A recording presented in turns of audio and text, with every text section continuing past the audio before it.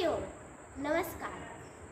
आपण सर्वजण मला ओळखताच, तरी सुद्धा मी माझा अल्प परिचय करून देते. मी गावी कैलास घुमुडे, दत्तनगर, धुळे, सोलापूर. दरवर्षीप्रमाणे यावर्षीही मारुती सेवाभावी मंडळ, जानकीनगर, धुळे, सोलापूर यांनी मला प्रवचनाची संधी दिल्याबद्दल प्रथमतः मी मारुती सेवाभावी मंडळाची आभारी आहे. हे माझे तिसरे पुष्प आहे. आज मी आपल्या समोर शिवनेत्र या विषयावर बोलणार आहे. शिवनेत्र म्हणजे काय हा प्रश्न तुमच्या समोर नक्कीच आला असेल. या प्रश्नाचे उत्तर तुम्हाला या प्रवचनातून नक्कीच मिळेल. चला तर मग वेळ वाया न घालवता आपल्या प्रवचनास सुरुवात करूया. प्रत्येक राजाचे राज्य हे त्याचे हेरखाते, मंत्री, संरक्षण यंत्रणा, प्रजेच्या राजावरचा विश्वास, नियोजन, सैनिक, त्यांचे विचार, त्यांची बुद्धी, प्रजेच्या राजावरचा विश्वास या सर्वांवर अवलंबून असते. त्याचप्रमाणे छत्रपती शिवाजी महाराजांसोबत सुद्धा जीवाला जीव लावणारे मावळे होते. त्यामधील एक मावळा हुशार, चपळ, तल्लख बुद्धी, धाडसी, हजरजबाबी, उत्तम नियोजन, तल्लख बुद्धी, वेषांतर करण्यात पटाई, सूर्याची चमक, सळण्याचे कौशल्य, सिंहाचे धाडस, वाऱ्याचा वेग, तीन धर्मांचे संस्कार, चालीरीती यांचे अचूक ज्ञान होते.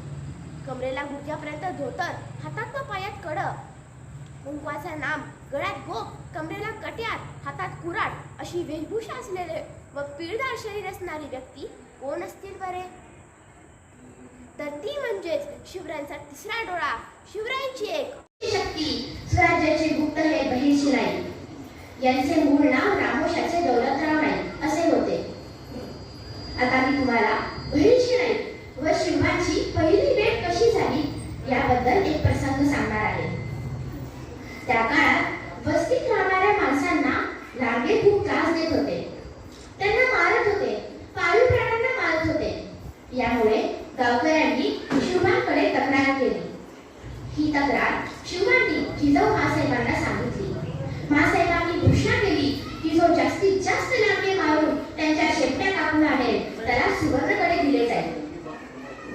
याच वस्तीत राहणाऱ्या 16-17 वर्षांच्या बहिर्शिराईकांच्या कानावर ही गोष्ट जेव्हा आली तेव्हा त्यांनी लगेच हातात कुऱ्हाड घेतली, कमरेला कट्यार लपवली व ते निघाले. जाताना त्यांना एक लांडगा दिसला. नाईक त्या लांडग्याच्या मागे धावू लागले. लांडग्याला सुद्धा चाहू लागली. तो सुद्धा धावू लागला. लांडगा धावता धावता एका ओक्यावर आदळला. लांडगा तोल सावरून धावणार इतक्यात नाईकांनी त्याच्या छातीत भाला घुसवला. लांडगा मृत झाल्यावर नाईकांनी त्याची शेपूट कापली व आपल्या दोरीला बांधली. त्या दोरीला आधीच काही शेपट्या अडकवल्या होत्या. नाईक पुढे निघाले. समोर त्यांना एक तळे दिसले. त्या तळ्याभोवती नाईकांना 20 लांडग्यांची टोळी दिसली. नाईकांच्या गळ्यातील शेपटांच्या रक्ताच्या गंधाने ती टोळी नाईकांभोवती गोळा होऊ लागली. नाईक मागे मागे सरकू लागले. टोळी पुढे पुढे सरकू लागली. अचानक नाईक तळ्यात पडले. त्यांना समोरून मगर येताना दिसली. लगेच त्यांनी नेम धरला व एका लांडग्याला मारले. तो लांडगा घसरत घसरत तळ्यात पडला. नाईकांनी त्याची शेपूट कापली व आपल्या दोरीला बांधली व त्याचे पाठीव मगरीकडे फेकले. असे करत करत नाईकांनी त्यांच्या दोरीत 8 शेपट्यांची भर पाडली. 14 ते 15 लांडग्यांच्या शेपट्या घेऊन ते लाल महालाकडे निघाले. अरे पोरा, या लांडग्यांच्या शिकारीच्या सगळ्या टोळीचे श्रेय तू एकटाच घेणार आहेस काय? लाल महालाबाहेर एक तारेकरी म्हणाला. शिकारी टोळी? नाईकांनी गोंधळून विचारले. अरे, इतके लांडगे एकट्याने मारलेस, एकट्याचं काम नाहीये. काय एकट्याचं काम नाही? मी एकट्याने मारले इतके लांडगे. नाईक एक भुवई उंचावून म्हणाले. बरं बरं, समोर जाऊन डाव्या बाजूला जा. तिथं रामोशी अप्पांना भेट. ते तुला जिजाऊ महासाहेबांची भेट घालून देतील. पण जर आधी ना, तारेकरी म्हणाला. नाईक रामोशी अप्पांकडे गेले. रामोशी अप्पांनी त्यांचे नावगाव विचारले व जिजाऊ महासाहेबांची भेट घालून दिली. जिजाऊ महासाहेबांनी विचारले, बाळा, इतके लांडगे तू एकट्याने मारलेस? यावर नाईक म्हणाले, होय महासाहेब. यावर जिजाऊ महासाहेबांनी त्यांना 4 सुवर्णकडे व 20 नाणी दिली. यावर नाईक म्हणाले, जिजाऊ महासाहेब, मला शिवांना भेटायचे आहे. जिजाऊ महासाहेबांनी सांगितले, जवळच राहणार शिव घेतले गेले. त्यावर शिवबा व त्यांचे सवंगडी खेळताना दिसले. महाराजांना मोराच्या एकामेचा आवाज आला. ही एक विशिष्ट प्रकारची फूल होती. महाराजांच्या सर्व सवंगड्यांनी आपली शस्त्रे झाडाआड लपवली. नाईक आले. त्यांनी शिवबांना लवून मुजरा केला. जिजाऊ मासाहेबांनी त्यांना दिलेली 4 सुवर्ण कडे व 20 नाणी शिवबांना दाखवत म्हणाले, राजे, मी जिजाऊ मासाहेबांना 14 ते 15 नाण्याच्या शेट्या दाखवल्या व त्यांनी मला 4 सुवर्ण कडे व 20 नाणी दिली. यावर राजे म्हणाले, आपल्याला कोणकोणती शस्त्रे चालवता येतात? यावर नाईक म्हणाले, राजे, मला भाला, खंजीर, तलवार, दांडपट्टा ही शस्त्रे चालवता येतात. त्याप्रमाणे मी प्राण्यांचे आवाज सुद्धा काढू शकतो, हुबेहूब नकला सुद्धा करू शकतो. महाराजांना आनंद झाला. त्यांनी त्यांना आपल्या सवंगड्यांसोबत सामील करून घेतले. पुढे जाऊन त्यांनी बहिर्जी नाईकांकडे हेर खाते सोपवले. याच हेर खात्याचे नाव त्यांनी बहिर्जी असे ठेवले. तर बहिर्जी याचा अर्थ काय होतो? तर ब म्हणजे बहुरूपी, हिर म्हणजे हेर व जी म्हणजे राजाने दिलेला सन्मान, म्हणजेच राजाने दिलेल्या सन्मानाचा बहुरूपी हेर. छत्रपती शिवाजी महाराजांनी दौलतराव नाईक उर्फ बहिर्जी नाईक यांच्यावर स्वराज्याच्या हेर खात्याची जबाबदारी सोपवली होती. त्यामुळे बहिर्जींनी सर्व मुलूक म्हणजेच आदिलशाही, मुघल यांच्या सर्व प्रांतात दिल्लीपासून बंगालपर्यंत म्हणजेच आदिलशाही व बिजापूरच्या आदिलशाही आपल्या बहिर्जी पथकाचा विस्तार वाढवला होता. या बहिर्जींनी प्रामाणिक अशा माणसांची, मावळ्यांची नेमणूक केली होती. त्यांना हेरगिरीचे, प्राण्यांचे आवाज, जंगलदऱ्यातून अंधारात सुद्धा चपळतेने चालण्याचे शिक्षण दिले होते. या हेरांसाठी बहिर्जींनी अशा वाटा मार्ग निवडले होते की जे जवळचे असतील, मनुष्यवस्तीपासून दूर असतील. शत्रूकडील हेरांना त्याचा ठाव ठिकाणा लागणार नाही.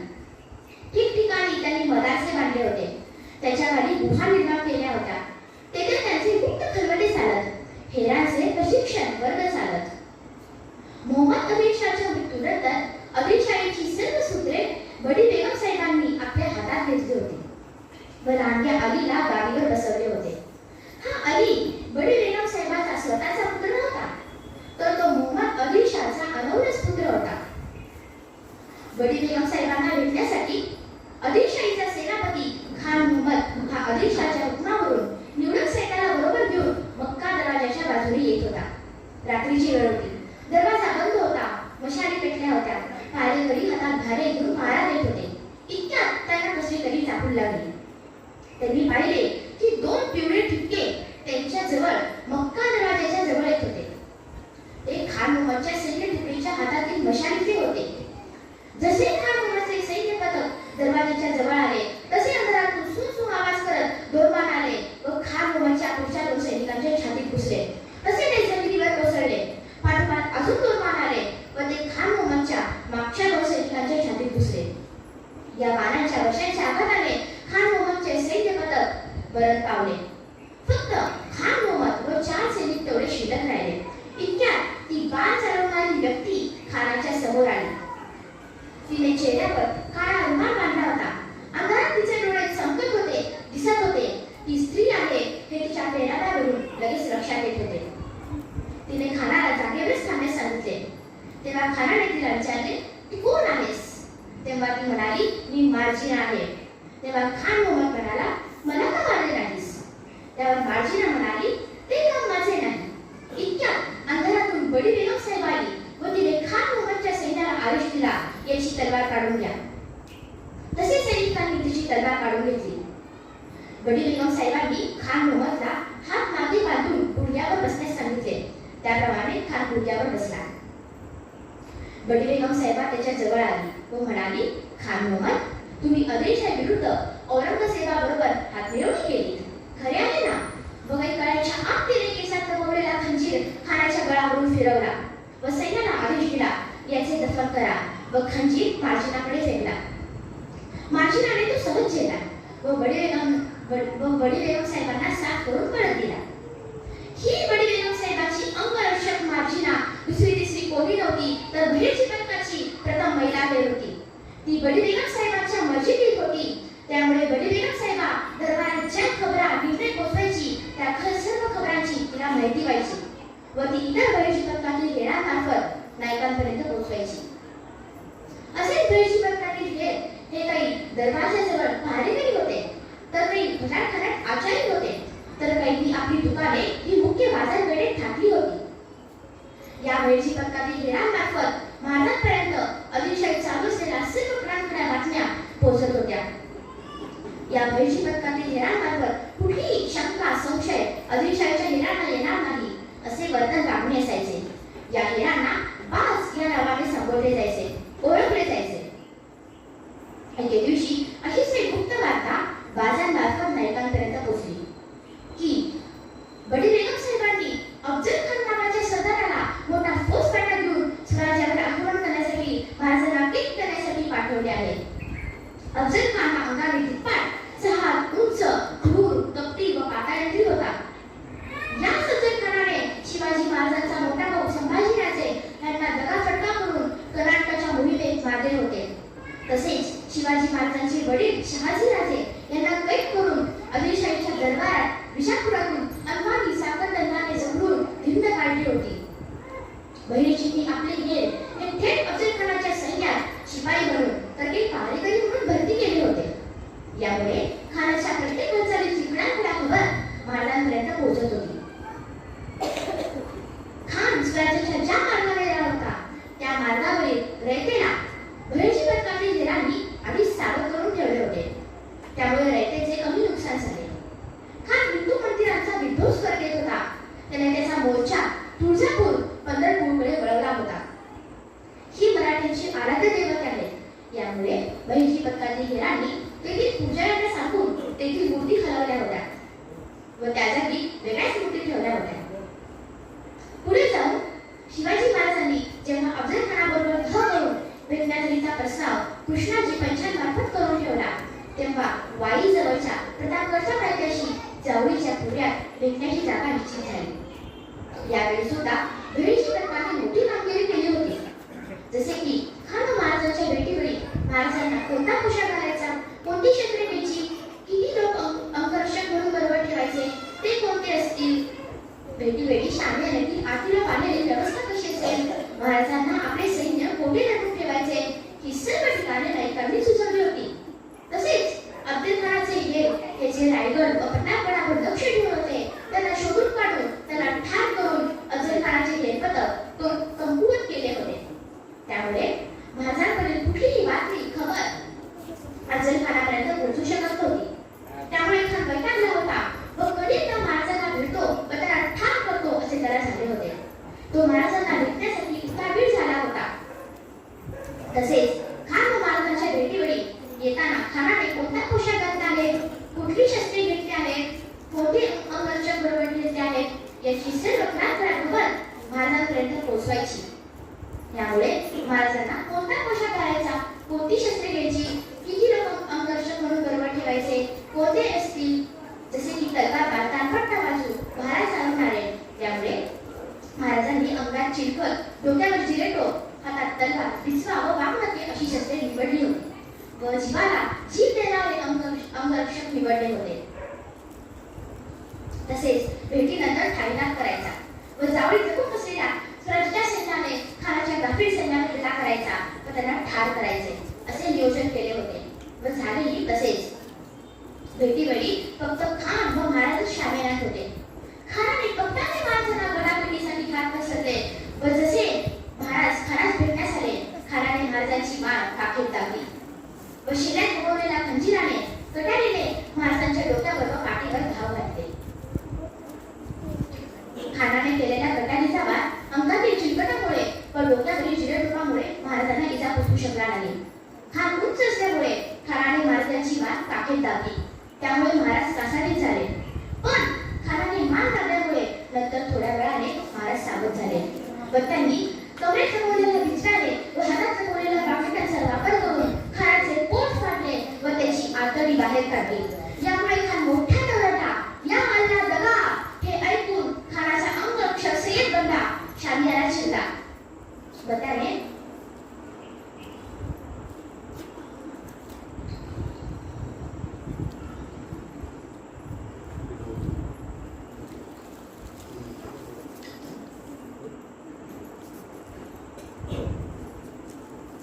सय्यदबंडाने त्याचा पट्ट्याचा हात महाराजांवर वार केला. इतक्यात महाराजांच्या अंगरक्षक जीवाला आला हा शामियाना चिरला व त्याने सय्यदबंडाचा पट्ट्याचा हात वरच्यावरच चाटून टाकला व महाराज बचावले. म्हणूनच तर म्हणतात ना, होता जीवा म्हणून वाचला शिवा. पुढे ठरल्याप्रमाणे ठाईनाद केला व जावळी खेकून बसलेल्या स्वराज्याच्या सैन्याने खानाच्या बाकरी सैन्यावर हल्ला केला व त्यांना ठार केले व जे वाचले ते विजापूरकडे पळू लागले. पण त्यांनाही मावळ्यांनी ठार केले. या अफजल खानाच्या मोठ्या सत्ताला परतवण्यासाठी भैय्याजीनाई, विश्वासराव प्रभू, महादेव, महादुअण्णा, रामप्पा, नीलकंठ, मार्जिना या सर्व नगरबाजांनी मोलाचे कार्य केले. यानंतर चौथाळलेल्या वडील बेगमने दुसरा डाव खेळला व सिद्धी जोहर नावाच्या बहादूर योद्धाला स्वराज्यावर आक्रमण करण्यासाठी महाराजांना कैद करण्यासाठी पाठवले व महाराज परांगणावर आले. हे जेव्हा सिद्धीला कळाले तेव्हा सिद्धीने परांगणाला वेढा दिला. वेढा असा होता की त्यातून कोणी आत जाऊ शकत नव्हते व कोणी बाहेर येऊ शकत नव्हते. पण अशा परिस्थितीत सुद्धा भैय्याजीनाई व त्यांचे सर्व पथक महाराजांपर्यंत सर्व बातम्या पोहोचत होते व सर्व नियोजन करत होते. महाराज परांगणावर आले. त्यांना सोडवणे आवश्यक होते कारण पावसाळा तोंडावर आला होता व पावसाळ्यात सिद्धी जोहरच्या बेड्यातून बाहेर पडणे खूप अवघड होते. त्यामुळे भैय्याजींनी नवी योजना केली व ते स्वतः विश्वासराव नावाचे दुसरे सहकारी बाज यांना बरोबर घेऊन त्यांनी मसाई पठाराजवळून दरीच्या मार्गाने महाराजांना सोडवण्याची योजना केली. कारण तिकडे औरंगजेबाने त्याचा मामा शाहिस्तेखानास 1 लाखाची फौज, दारुगोळा, हत्ती, भला मोठा खजिना घेऊन स्वराज्यावर आक्रमण करण्यासाठी महाराजांना कैद करण्यासाठी पाठवले होते. तसेच त्याच्याबरोबर रायबागन, कारकलबगन आदी सरदार होते. रायबागन ही महापराक्रमी स्त्री होती. रायबागन ही रणरागिणी माहूरचे राजे उदाराम देशमुखांची पत्नी होती. बादशाह अकबरच्या शासनकाळापासून माहूरचे देशमुख हे मुघलाईत सरदार होते. राजे उदाराम देशमुखांच्या मृत्यूनंतर रायबागाने माहूरची बदलदारी सांभाळली होती. कारकलबगान या औरंगजेब व शाहिस्तेखान यांच्या विश्वासातील सरदार होते. कारकलबगान, रायबागन आदी 47 सरदार घेऊन शाहिस्तेखानाने स्वराज्यावर आक्रमण केले होते. रायबागन दरबारात आल्यावर शाहिस्तेखानाने म्हटले, "आओ रायबागन, आपण आपल्या शौर्याने जरा शिकवून विजय मिळवून दिलात. तसाच आता मुघल सैन्याला शिवाजीला सुद्धा विजय मिळवून द्या." शाहिस्तेखानाने आपल्या सर्व सरदारांना विभाजित होऊन स्वराज्याच्या वेगळ्या वेगळ्या ठिकाणी एकाच वेळी लूट करायची योजना केली होती व लुटीतील चौथाही हिस्सा त्याने आपल्या सैन्याला देऊ केला होता. त्यामुळे शाहिस्तेखानाच्या सैन्याने स्वराज्याच्या जनतेची लोभापायी अमानुषपणे लूट करत होते. शेतकऱ्याच्या मालाची हानी करत व स्त्रियांच्या अब्रूला नुकसान पोहोचत होते. नेमके याच वेळी महाराज सिद्धी जोहरच्या वेळात परांगणात अडकले होते. त्यांचा जीव त्याच्या त्रासामुळे कासावीस झाला होता, पण ते काही करू शकत नव्हते कारण सिद्धीचा वेळा एवढा मजबूत होता की त्यातून चिडकाकू सुद्धा समजू शकत नव्हते. त्यामुळे भैय्याजीनाईकांनी विश्वासरावांना बरोबर घेऊन मसाई पठाराजवळून दरीच्या मार्गाने महाराजांना सोडण्याची योजना केली. कारण हा अति दुर्गम भाग सिद्धीकडून थोडा दुर्लक्षित होता. इथून उजव्या बाजूला जवळच छावणी होता व तिथे 3 नाईकांच्या सैन्याची तुकडी गस्त घालत होती व डावीकडे बाजी घोरपडे व सिद्धी जोहरचा जावई सिद्धी मसूद यांची तुकडी गस्त घालत होती.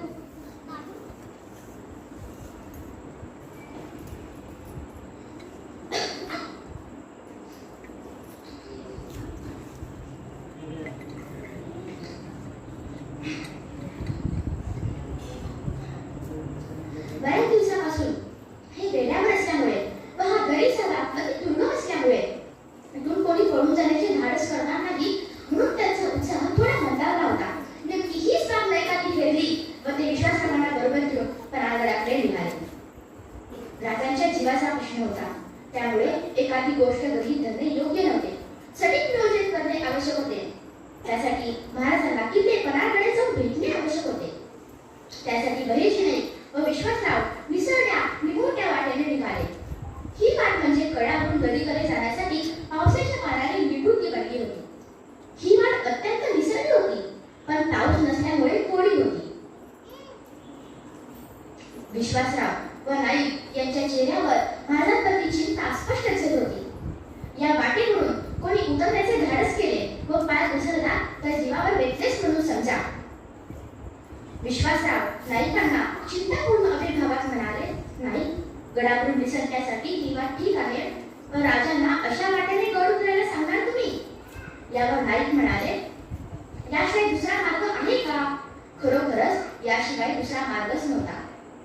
यावर विश्वासराव त्या वाटेकडे पाहत उभे होते. नाईक त्यांच्या जवळ म्हणाले, विश्वासराव, शिवाजी राजे म्हणजे काय? तुम्हाला ते तुम्ही शहजादा वाटते की काय? मी त्यांना बालपणापासून जाणतो. सह्याद्रीच्या रानापणात अशाच दुर्गम पाटांवर चढ्या उतरायचे खेळ खेळायचो आम्ही. यावर विश्वासराव म्हणाले, मी रात्र दिवस एक करून इथल्या शिळा बाजूला सरतो, त्यामुळे महाराजांना यावरून सांगणे उतरणे सोयीचे होईल. आता मार्ग तर निश्चित झाला, पण योजना मार्गांपर्यंत पोहोचवणे आवश्यक होते. त्यासाठी नाईक व विश्वासराव त्या वाटेने निघाले. चालताना दोघेही लढत होते, कारण विशाळगड ते पन्हाळगडापर्यंत अशाच दुर्गम वाटेने ते आले होते. नाईक व विश्वासराव दिंडी दरवाजाजवळ पोहोचले. इतक्यात त्यांचा काही शब्द आले. एकही शब्द न बोलता चला, तुम्ही कोण आहात याचा निर्णय राजे करतील. एक मराठा पायरी कसला व त्याने त्या दोघांना दोन गटाने बांधून महाराजांसमोर उभे केले. दोघांनी चालणे अवघड होत होते. दोघांचे पाय क्षीण झाले होते. सिद्धी जोहरचा मारा चुकून नाईक व विश्वासराव दिंडी दरवाजाजवळ पोहोचले होते. आपली अशी अवस्था पाहून विश्वासराव संभ्रमात पडले होते. आपण एवढे प्रशिक्षित असून आपली अशी अवस्था आहे तर महाराजांचे काय होईल? महाराजांवरील प्रेमामुळे विश्वासरावांना असे वाटत होते, म्हणून ते अस्वस्थ होते. स्वराज्याचे मारेकरी डोळ्यात तेल घालून मारा देत होते. नाईक व विश्वासराव सिद्धी जोहरच्या सैन्याचा मारा चुकून इथपर्यंत पोहोचले होते. त्या दोघांना मारेकऱ्यांनी सत्रेवर आणले. सत्रेवर म्हणजे महाराजांची विचार विनिमय चर्चा करण्याची जागा. मारेकरी म्हणाला, राजे, यांना आम्ही दिंडी दरवाजाजवळ पकडले आहे.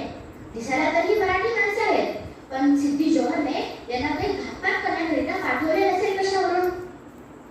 त्यांच्याजवळ खंजीर व बिचवे अशी शस्त्रे आहेत. राजांनी त्या दोघांकडे नजर टाकली. अंगात काळी बंडी, उलट्यापर्यंत धोतर, गळ्यात काळा गंडा व कमरेला खंजिरी होती. नाईकांच्या खंजिरीवर शिवतीर्थ हे शब्द राजांच्या नजरेस पडले. त्यांनी स्मित केले व पारेकरांना एकांताचा इशारा केला. पारेकरांची भीता मनस्थिती झाली. म्हणाला, राजे, याच्या कमरेला खंजिरी? राजांनी त्याला हातानेच थांबण्याचा इशारा केला. म्हणाले, ही आपलीच माणसे आहेत, त्यांना दोन खंडातून तात्काळ मुक्त करा. महाराजांनी नाईक व विश्वासरावांना आसनावर बसण्यास सांगितले. विश्वासरावांना राजासमोर बसण्यास संकोच वाटला. तेव्हा राजे म्हणाले, तुमच्या पायांना वेदना होत आहे, कळते आहे आम्हाला, बसा. आपुलकीच्या शब्दात राजांनी त्या दोघांना बसण्यास सांगितले. नाईकांनी राजांना सर्व माहिती दिली व आम्ही आलेला मार्ग त्रासदायक आहे, पण शत्रू सैन्याच्या तावडीत निसटण्यासाठी योग्य आहे. कारण शत्रू सैन्याला असे वाटते की शिवाजी राजे इतक्या दुर्गम वाटेने पळून जाणे शक्यच नाही, म्हणून ते या मार्गाबाबत गाफील आहेत. नाईकांनी निवडलेल्या वाटेवर शिवबांनी होकार दिला व त्यानुसार पुढची पावले सुचवण्यास सूचना केली. यावर नाईक व विश्वासरावांनी सुचवले की विशाळगडाला सूर्याची सुरेचा वेढा आहे. त्यावर महाराज म्हणाले, अहो, आम्हाला खबर आहे याची, पण आम्ही फक्त विशाळगडावर पोहोचेपर्यंत आतील आपल्या सैन्याला कोणतेही आक्रमण करू नका, कोणतीही हालचाल करू नका हा निरोप पोचवा, जेणेकरून बाहेरून आपला हल्ला व आतून आपल्या सैन्याचा मारा सहन करू शकेल का सूर्याची सुरेचा वेढा मजबूत नाही. लवकरच पावसाळा सुरू होईल, त्यामुळे दऱ्यात पाणी साठायला सुरुवात होईल. त्यामुळे दऱ्यामधून चालणे आणखी जिकिरीचे होईल. ही एक अडचण होती. यावर राजे म्हणाले, हो द्या. पावसाळा सुरू झाल्यावर सिद्धी जोहरचा पारा शिथिल होईल व आम्ही त्याच्याबरोबर तहाची कोंडी सुरू करून आणखीनच शिथिल करू व याचाच फायदा घेऊन आपण ससेच्या विशाळगडावर पोहोचेपर्यंत सिद्धी जोहरला संशय येणार नाही. संकट सर्व बाजूनी आहे नाही, पण पावसाळ्यापेक्षा सिद्धीचे संकट अधिक मोठे आहे व पावसाळा संपल्यानंतर विजापूरची बडी बेगम आणखी 1 लाख सैनिक व दारुगोळा पाठवणार आहे. तेव्हा किल्ला झुंजवणे आणखी जिकिरीचे होईल. त्यामुळे लवकरात लवकर गड सोडायला हवा. आता योजना तर तयार झाली. राजांनी सिद्धी जोहर बरोबर तह करण्यासाठी पंतांना खरीदार घेऊन पाठवले. बोलणी सुरू झाली. तहाचा मसुदा तयार करण्यासाठी राजे स्वतः सिद्धी जोहरच्या शामियानात येतील व तहाच्या अटीवर बोलणी करतील. ही बातमी सिद्धी जोहरच्या सैन्यात वेगाने पसरली. त्यामुळे सिद्धी जोहरच्या पोटात शिथिलता आली. एके दिवशी पाऊस चालू झाला असताना राजांनी गड सोडण्याचा निर्णय घेतला. आपल्याबरोबर बाजीप्रभू देशपांडे हे विश्वासू सरदार व 500-600 बांधव मावळे घेऊन मध्यरात्रीच्या अंधारात ठरल्याप्रमाणे गड उतरायचा. त्यांचा मार्ग होता तो मसाईचे पठार, बाजूशी दरी, पुढे गेल्यावर सापेवाडी, करपेवाडी, म्हसवडे, पांढरेपाडी मार्गे जाऊन घोडखिंड पार करून विशाळगडावर जायचे. जाताना 2 पालख्या तयार करायच्या. एकात स्वतः शिवाजी राजे असतील व दुसऱ्या पालखीत शिवाजी राजांप्रमाणे बेहूब दिसणारा शिवा काशीद असेल.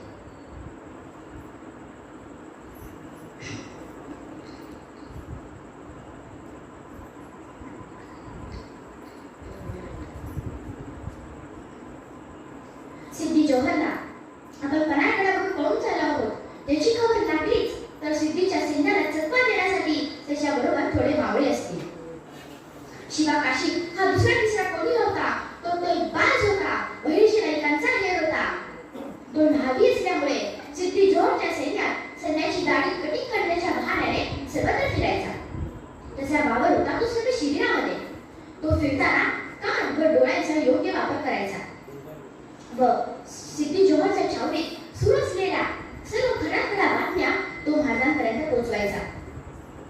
पावसाळ्याला सुरुवात झाली होती. त्यामुळे दऱ्यात वरात पाणी साठायला सुरुवात झाली होती. शिवाजी राजे ज्या दरीच्या मार्गाने जाणार होते त्या दरी अजून कमरेपर्यंतच पाणी आले होते. हीच वेळ निवडली व महाराज बाजीप्रभू देशपांडे व हे विश्वासू सरदार व 500-600 बांधव मावळ्यांना बरोबर घेऊन त्यांनी मध्यरात्रीच्या अंधारात ठरल्याप्रमाणे गड उतरला. बहिर्जी नाईकांनी निवडलेल्या वाटेने चालू लागले. बरेच अंतर झाल्यानंतर महाराजांना संशय आला म्हणून अगोदर ठरल्याप्रमाणे 2 वेगवेगळ्या पालख्या केल्या. एका स्वतः शिवाजी राजे बसले व दुसऱ्या पालखीत शिवा काशीद म्हणजे नकली शिवाजी महाराज. नकली शिवाजी महाराजांबरोबर थोडे सैनिक होते. शिवा काशीदने हुबेहूब शिवाजी महाराजांप्रमाणे पोशाख घातला होता. डोळे केसांची ठेवण महाराजांप्रमाणे केली होती.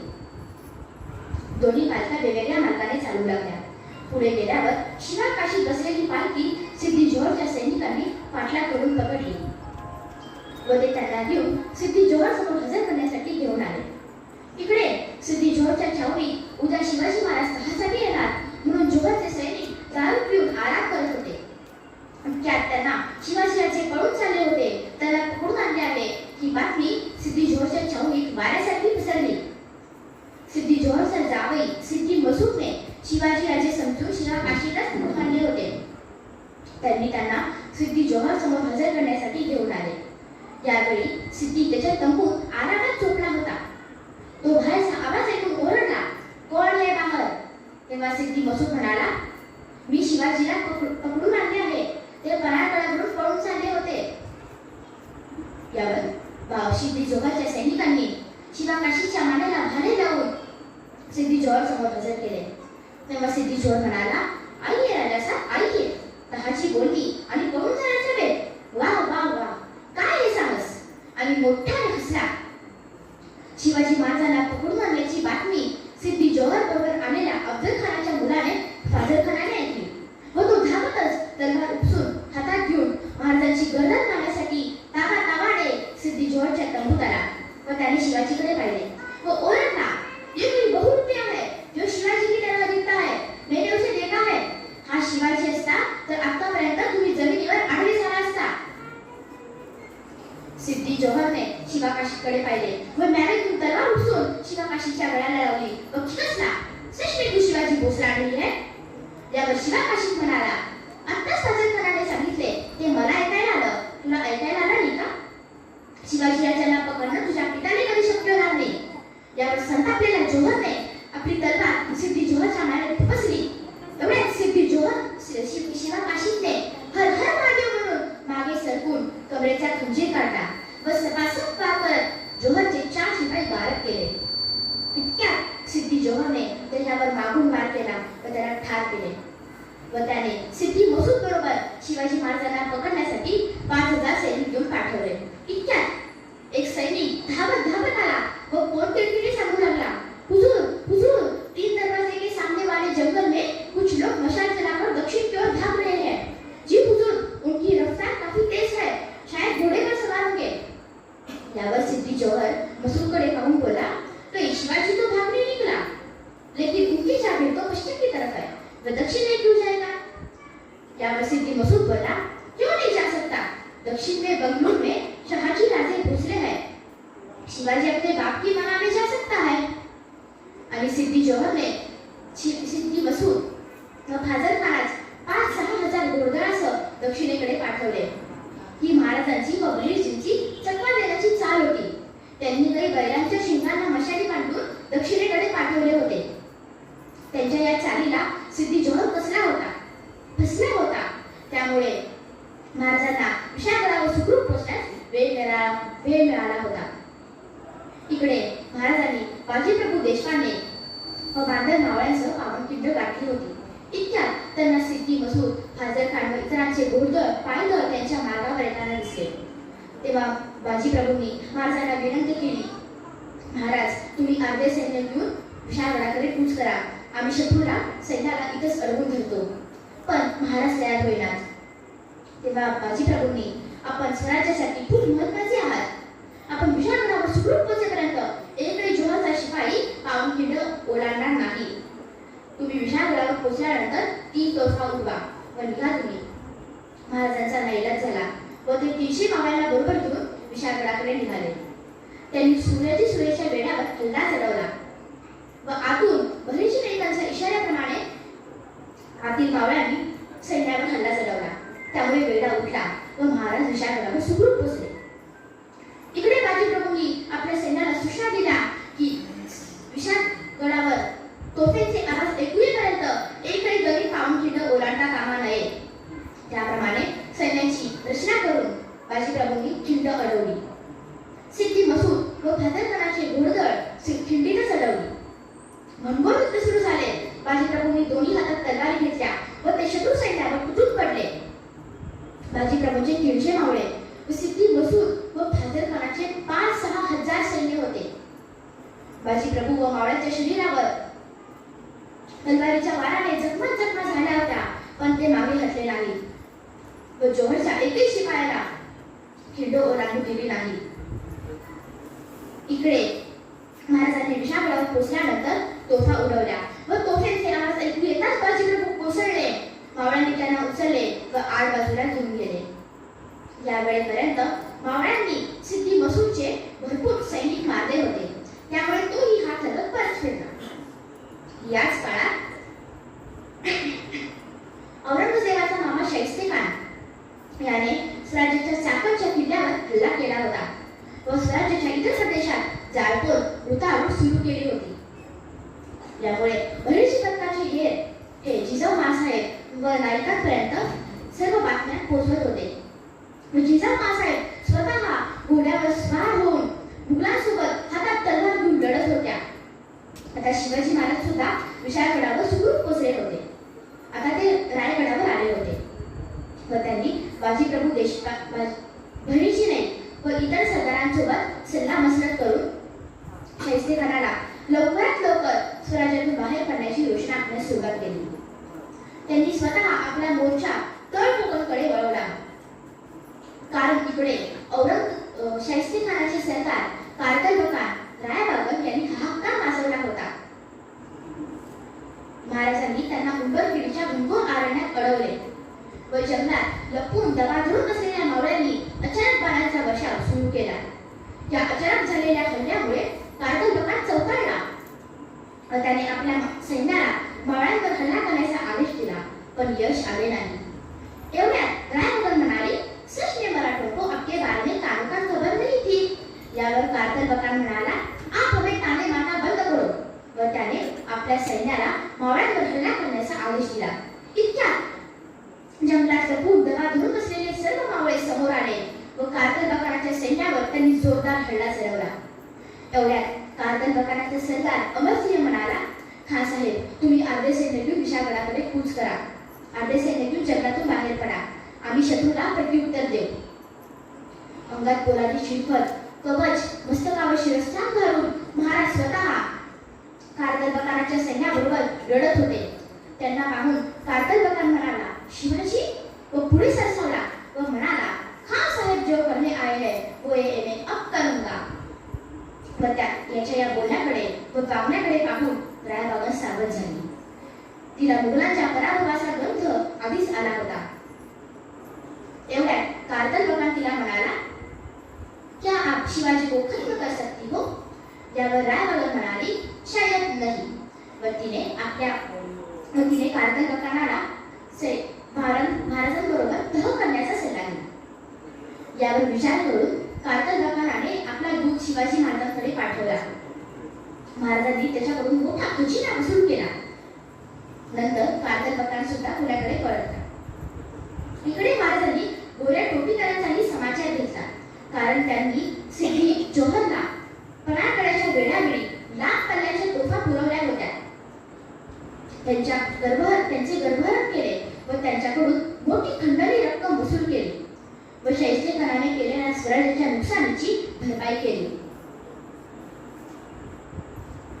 यावेळी महाराजांबरोबर नाईक, विश्वासराव, कृष्णाजी पंत इत्यादी होते. तेव्हा महाराज म्हणाले, शाहिस्तेखानाला लवकरात लवकर पुण्यातून बाहेर हाकलणे गरजेचे आहे. यावेळी शाहिस्तेखानाचा मुक्काम पुण्यात लाल महालात होता. याप्रमाणे बहिर्जी नाईकांना लवकरात लवकर योजना पुण्यात सांगून सूचना केल्या. याप्रमाणे नाईक, विश्वासराव प्रभू, कृष्णाजी पंत महादुअण्णा होते. महादुअण्णा हे बहिर्जी पथकातील वरिष्ठ हेर होते. ते पुण्यात कात्रजच्या जवळ राहत होते. बहिर्जी पथकातील कोकणातील बाज सावजी यांच्या बरोबर काम करणारा कृष्णाजी याला नाईकांनी औरंगजेबाच्या सैन्यात पाठवले होते. तसेच हैदर नावाने आणखी एक बाज जो शाहिस्तेखानाच्या सैन्यात होता. या व अशा नाईकांनी तयार केलेल्या सर्व बाजांकडून महाराजांपर्यंत शाहिस्तेखानाच्या प्रत्येक हालचालीची खडाखडा खबर पोहोचत होती.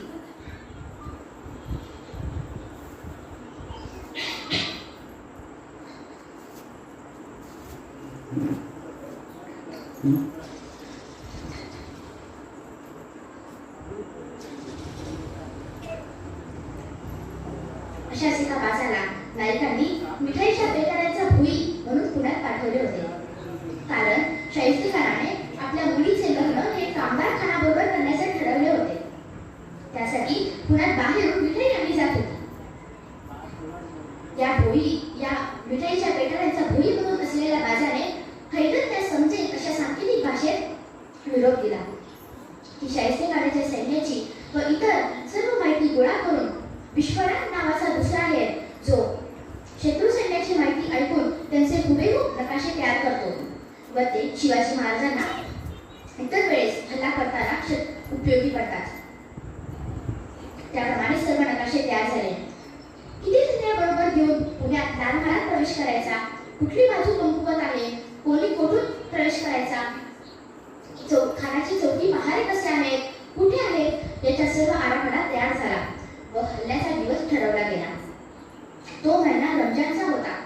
त्याच्या 7व्या दिवशी पुण्यात 450 मावळ्यांसह नेताजी पालकर, तानाजी मालुसरे, काकूजी मुद्गल, बाजी जेवले, पुण्याजी बांदर, येसाजी कंक यांच्याबरोबर 400 मावळे व 50 पठाण शिपाई होते.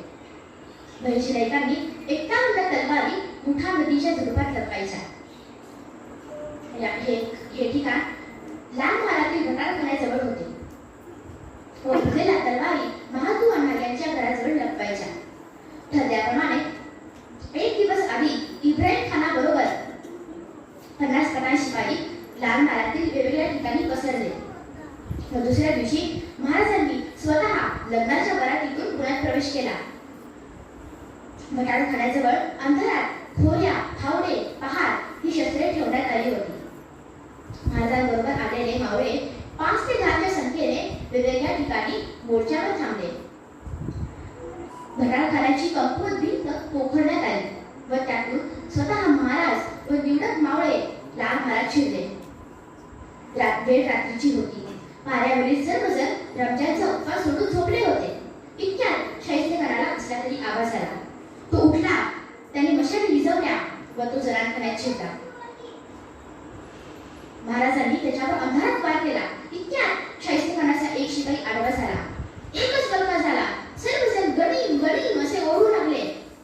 शाहिस्तेखान खूपच घाबरला होता, म्हणून तो लाल महालाच्या खिडकीतून पळून जाण्याचा प्रयत्न करत होता. इतक्यात महाराजांनी त्याच्यावर वार केला, पण तो शाहिस्तेखानाच्या हातावर लागला व खानाची 3 बोटे तुटली. खान खूपच घाबरला होता, त्यामुळे तो जनानखान्यातील एका महिलेचा बुरखा मागून लपला.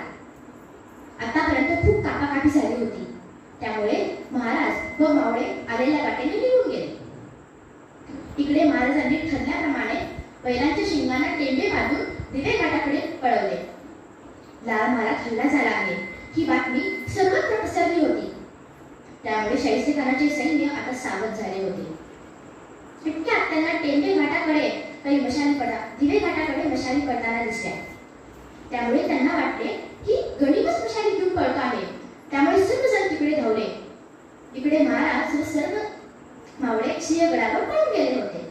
मोहीम फते झाली होती, कारण खान खूपच घाबरला होता व त्याने लाल महालातून काटापाय घेतला होता व लाल महाल सोडला होता. महाराजांनी त्या खिडकीतून पळून जाण्याच्या आकृतीवर सपासप वार केले होते, त्यामुळे महाराजांना असे वाटले की शाहिस्तेखानाचे तुकडे तुकडे झाले असतील. परंतु भैरीजी नाईकांनी त्यांना येऊन सांगितले की शाहिस्तेखान मेला नाही, तर त्याची 3 बोटे तुटली आहेत. पुढे महाराजांनी मुघलांच्या श्रीमंत सुरतेवर हल्ला करून ती लुटण्याचा बेत टाकण्यात आला. यावेळी सुद्धा भैरीजींनी आपले हे थेट सुरतेच्या किल्लेदाराच्या सैन्यात अंगरक्षकापर्यंत पेरले होते. तसेच व्यापारीमध्ये नोकर म्हणून काही हेरांना ठेवले होते. यामुळे सुरतेत चालू असलेला प्रत्येक गजालीची खडाखडा खबर महाराजांपर्यंत पोहोचत होती. यामुळे महाराजांना सुरत लुटणे सोपे गेले. भैरीजी नाईकांचा स्वराज्यासाठी महाराजांना इतर कामात खूप मदत झाली. भैरीजी नाईकांनी आपल्या हेरखात्यात प्रामाणिक अशा माणसांना सामील करून घेतले. त्यामध्ये काही महिला हेर सुद्धा होत्या. फतेखानाच्या सैन्यात प्रवेश, पहिल्या युद्धात स्वराज्याचा विजय, प्रतापगडच्या पायथ्याशी अफजलखानाच्या वध, पन्हाळगडावरून सिद्दीजोहरच्या वेढ्यातून बाहेर पडणे, शाहिस्तेखानाचा वध, या सर्व महत्त्वाच्या हल्ल्यांमध्ये भैरीजी नाईकांची महाराजांना खूप मदत झाली. आपणही भैरीजी नाईकांसारखे शूर, चपळ, विश्वासू व प्रामाणिक बनूयात. आपण सर्वांनी माझे अल्पवयीन बोल ऐकले, त्यामुळे मी आपली व भारतीय सेवाभावी मंडळाची आभारी आहे. शिवाच्या गडद वाटेवरले पायघडचे जागले, एक जन्मी 1000 रूपांचे भाग्य त्यांना लाभले. वैराग्याचा शोध न केला, लालसाना कीर्तीची, रहस्य हेच जयाचे लौकिक, ऐसे ते शिवनेत्र बहिर्जी. जय भवानी, जय शिवाजी, हर हर महादेव.